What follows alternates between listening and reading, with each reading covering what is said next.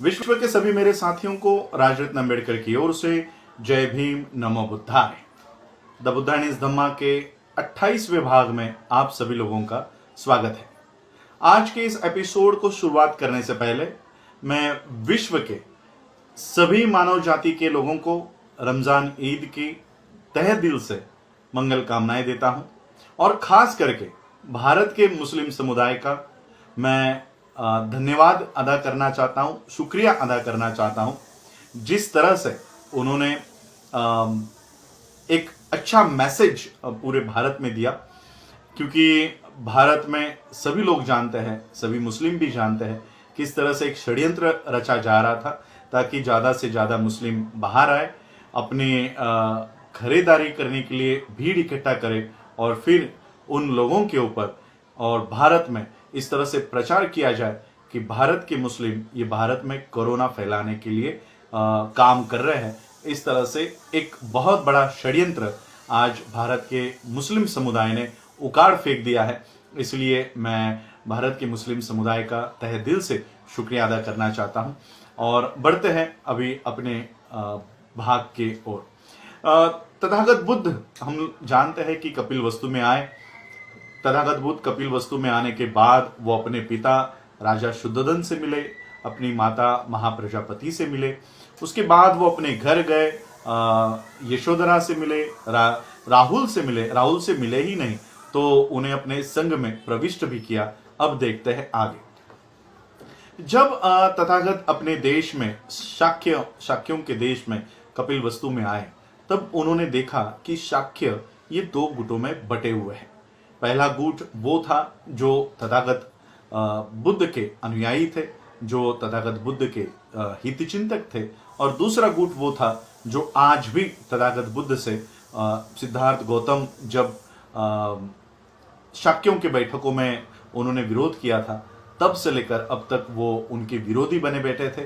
तो ये लोग जो विरोधी गुट में थे वो तथागत बुद्ध से मिलने भी नहीं आए। वो उन्होंने कोई श्रद्धा नहीं दिखाई, किसी तरह का आदर नहीं दिखाया और ना ही उन्होंने तथागत बुद्ध के महानता को नमन किया। तो तथागत बुद्ध को वो सारी बातें याद आई कि किस तरह से शाक्य और कोलियों में ये रोहिणी नदी के वजह से ये बखेड़ा खड़ा हुआ और किस तरह से युद्ध का सारा प्रसंग शाक्य और कोलियों पर आया और तथागत बुद्ध ने उठकर इसका विरोध किया। तथागत बुद्ध को फिर किस तरह से प्रवज्जा धारण करनी पड़ी, ये सारा वो तथागत बुद्ध को याद आया। और फिर जो तथागत बुद्ध के अनुयायी थे, जो तथागत बुद्ध के हितचिंतक थे, उन्होंने ये निर्णय लिया कि हर एक घर में से, हर एक परिवार में से एक एक युवक, एक एक बेटा, उनका अपना बेटा ये तथागत बुद्ध के संघ में प्रविष्ट किया जाएगा। तो इसी में अमितोधन का भी परिवार पीछे नहीं था। अमितोधन, ये आप सभी लोग पहले दूसरे एपिसोड में हमने जब सिद्धार्थ का कुल देखा था तब उसमें हमने देखा था कि अमितोधन, शुद्धोधन ये सब भाई भाई थे। तो शुद्धोधन के भाई अमितोधन थे और इनके दो बेटे थे, महानाम और अनिरुद्ध। ये दो बेटे यानी सिद्धार्थ के चचेरे भाई यानी तथागत बुद्ध के भाई। तो अनिरुद्ध और महानाम ये दो बेटे थे। अनिरुद्ध की जो स्वास्थ्य था ये नाजुक रहा करता था, वो काफी डेलिकेट थे, वो नाजुक थे। तो महानाम ने सोचा कि अनिरुद्ध को जाकर बताया जाए कि महानाम खुद ये तथागत बुद्ध के संघ में प्रविष्ट होंगे। तो महानाम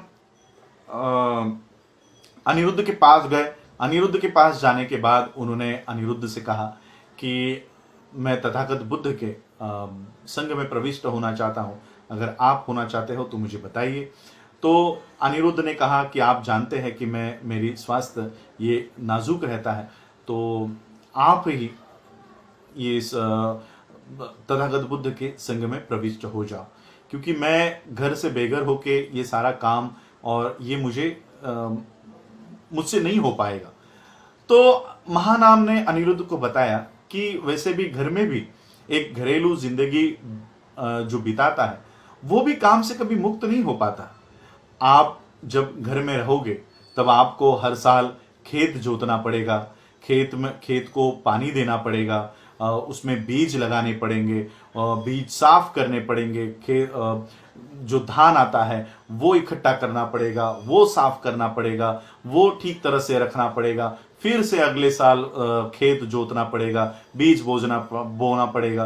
तो ये काम घरेलू आदमी के लिए भी कभी वो छूटते नहीं है, उससे घरेलू आदमी भी कभी बच नहीं पाता।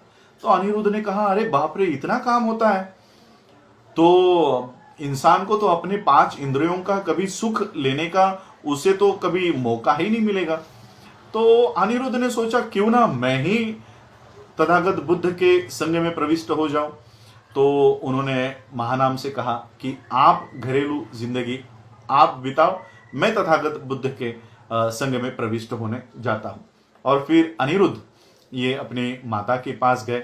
अनिरुद्ध ने अपने माता को कहा कि वो तथागत बुद्ध के संग में प्रविष्ट होना चाहते हैं, आप उन्हें अनुमति दीजिए, आप हमें अनुमति दीजिए।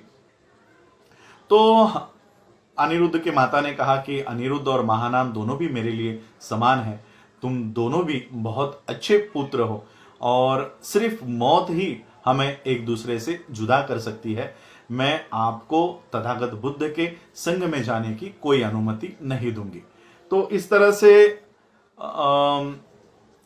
अनिरुद्ध के माता ने इनका जो निवेदन था वो ठुकरा दिया। इनका निवेदन ठुकराने के बाद दूसरी बार उन्होंने विनती की, तीसरी बार विनती की, लेकिन दूसरी और तीसरी बार भी अनिरुद्ध के माता ने इनका निवेदन ठुकरा दिया। लेकिन अनिरुद्ध जिद पर ही अड़े हुए थे। तो इनके माता ने एक युक्ति सोची। उन्होंने सोचा कि उस समय शाक्यों के राजा थे, राजा भद्दिय। राजा भद्दिय और अनिरुद्ध ये अच्छे दोस्त थे।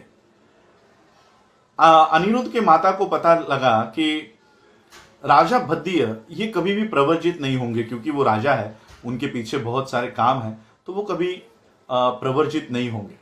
तो अनिरुद्ध के माता ने एक युक्ति निकाली और उन्होंने कहा कि ठीक है, मैं आपको प्रवर्जित होने का निवेदन आपका स्वीकार करती हूँ, अनुमति देती हूँ, लेकिन मेरी एक शर्त है।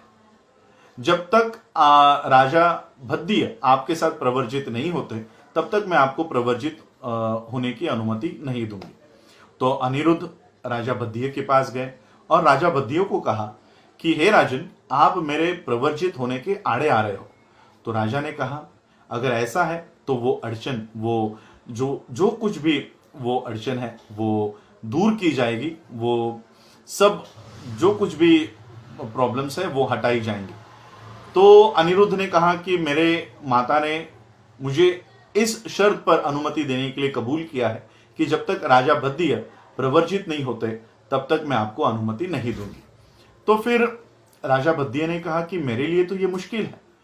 तो अनिरुद्ध ने कहा कि अभी आपने मुझे जबान दी है, तो अब आपको प्रवर्जित होना ही होगा। तो राजा भद्दिय ने कहा कि ठीक है, 7 साल के लिए आप रुको, मैं 7 साल के बाद आपके साथ प्रवर्जित होता हूं। तो अनिरुद्ध ने कहा कि नहीं, ये तो बहुत लंबा समय है, इतना समय मैं नहीं रुक सकता। तो 7 साल से 6 साल पे वो अवधि आई, 6 साल से 5 साल, 5 से 4, 2, 1 साल पर ये बात आई। 1 साल भी अनिरुद्ध ने कहा कि नहीं, ये बहुत लंबा समय है, इतना समय हम नहीं रुक सकते। तो 12 महीने, 8 महीने, 7 महीने ऐसे करते करते 1 महीने पर यह बात आई। अनिरुद्ध ने फिर कहा कि नहीं, 1 महीने का अवधि भी बहुत लंबा होता है। तो 1 महीने से 15 दिन तक, 15 दिन से 7 दिन तक ये बात आई। फिर अनिरुद्ध ने सोचा और फिर राजा भद्दिय ने कहा कि कम से कम 7 दिन तो मुझे दो, ताकि मैं ये मेरा पूरा साम्राज्य, मेरा ये राज्य अपने बेटों के, अपने भाइयों के हवाले करूं और उनको ये सौंप कर फिर मैं आपके साथ तथागत बुद्ध के संग में प्रवर्जित हो जाऊं। तो अनिरुद्ध ने कहा कि ठीक है, 7 दिन का समय हम देते हैं। और फिर 7 दिन के बाद राजा भद्दिय ये अनिरुद्ध के साथ, और मैं नाम बताना चाहता हूं कि कौन कौन वो लोग थे। वो राजा भद्दिय, अनिरुद्ध, आनंद, भगु, किम्बिला और देवदत्त। जिस तरह से बचपन में ये सभी लोग खेल के मैदान में एक साथ जाया करते थे, सिद्धार्थ गौतम के साथ जाया करते थे, आज फिर से वो तथागत बुद्ध के संग में ये प्रविष्ट होने जा रहे थे। और साथ में उन्होंने उपाली, ये जो उनके नाई थे, ये नाई को उन्होंने साथ में लिया और ये सातों लोग ये तथागत बुद्ध के संग में प्रविष्ट होने के लिए निकल पड़े। कुछ दूर जैसे ही वो पड़ोसी जिले में जब वो आए, तब उन्होंने अपने सारे गहने आभूषण एक कपड़े के गठरी में बांध कर ये उपाली को दिए। उपाली जो नाई है उनको दिए और उन्होंने कहा कि हे भले उपाली, ये सारा जेवरात, ये सारा आभूषण है, ये अब अपने पास रखो और अपनी जिंदगी गुजारो। ये आपको काफी होंगे, आपकी जिंदगी सुख से गुजारने के लिए इतने काफी होंगे। आप यहाँ तक आए, आपका आभार है। अब हम तथागत के शरण में जाएंगे। और इस तरह से सारे गहने ये उपाली नाई को देकर ये 6 लोग अपनी तथागत बुद्ध के संग में प्रविष्ट होने के लिए निकले। और इस तरह से शाक्य देश में तथागत बुद्ध के साथ हर एक घर से एक एक व्यक्ति, एक एक बेटा तथागत बुद्ध के संग में प्रविष्ट होने के लिए शाक्यों ने अपने अपने घर से दिए। इसके बाद क्या हुआ, शुद्धोधन इन्होंने किस तरह से अपने बेटे को फिर से घरेलू जिंदगी बिताने के लिए एक आखिरी प्रयास कैसे किया और फिर तथागत बुद्ध ने क्या जवाब दिया, ये हम आने वाले एपिसोड में देखेंगे। और उपाली जिन्हें ये सारे आभूषण देकर फिर से भेज दिया गया था, उस उपाली ने आगे जाकर क्या किया, ये भी हम देखेंगे आने वाले एपिसोड्स में। आज आप लोगों ने मुझे सुना, उसके लिए आप